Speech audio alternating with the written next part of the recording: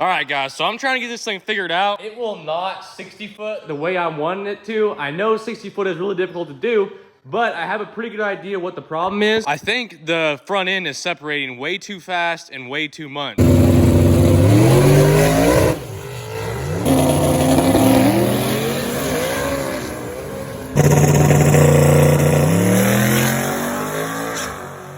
After doing that drag and drive event last weekend, which if you guys want to watch that video, I'm going to leave a link at the end of this video. It got a little scary at the end, but it was a really good time. I noticed all of these guys, every single car pretty much, the front end would separate maybe an inch or two, and it would just launch and go forward. My car launches, front end comes all the way up and moves forward. So I feel like we're losing a lot with the 60 foot, and I have a feeling that I'll be able to turn it up a little bit more if that front end stays down, and it'll still plant that back tire. And maybe even the rear end will work a little bit better. So the problem I'm dealing with is these upper control arms are basically separating and hitting the frame right here, which they're supposed to be stoppers. So I'm gonna lift this thing up and show you guys how much this really is separating.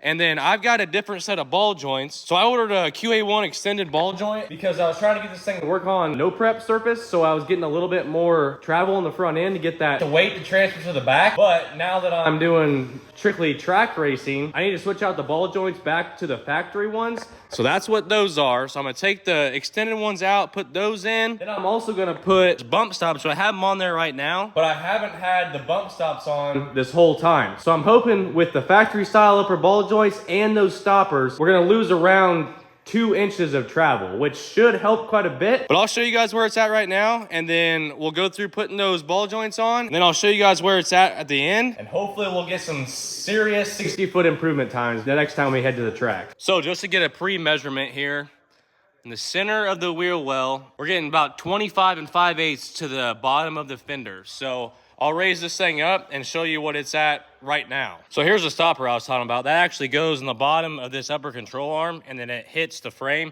Well, it's supposed to hit a stopper, but I cut that out when I was trying to do no prep stuff. But we'll raise this up so you can see until the tire gets off the ground. So there, tire won't move. So I got all of that separation, which is good for no prep, but not for what I'm trying to do, I feel like. So measuring this, we started out at 25 5/8. We've got 31 1/2, almost 6 inches of travel. So hopefully we put those normal ball joints back on there and then put that stopper on, and hopefully we'll be around like 4 inches, ideally. We'll see what happens. So let's get to it.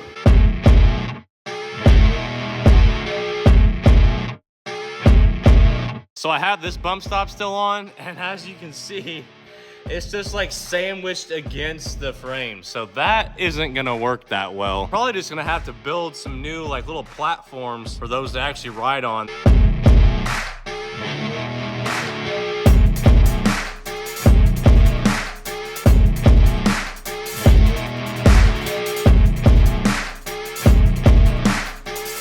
Got the upper control arm loose and the spindle popped away. So now you guys can see what I'm talking about. This ball joint is a factory one. See how short that is compared to that one? It's supposed to be a whole inch shorter. And we all know that an extra inch can really do a lot of damage.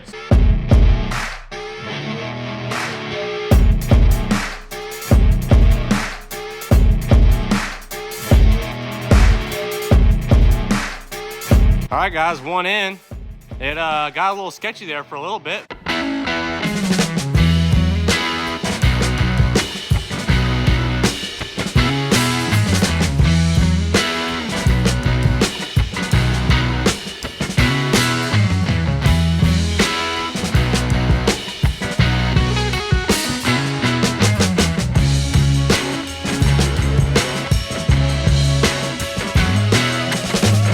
All right, I got the wheels and tires back on.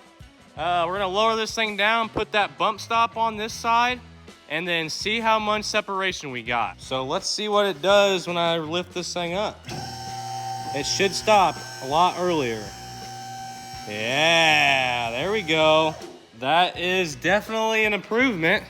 Let's see if this thing's getting bent. See that one, like, you can see that one rides pretty decent on the frame. See if we can get a better angle down here. Okay, you see it. There we go. See, that one hits the frame pretty good. Whereas This other side, it does not hit the frame good. It's like sandwiched between the frame. It looks like it's been bent or something. I don't know what's going on.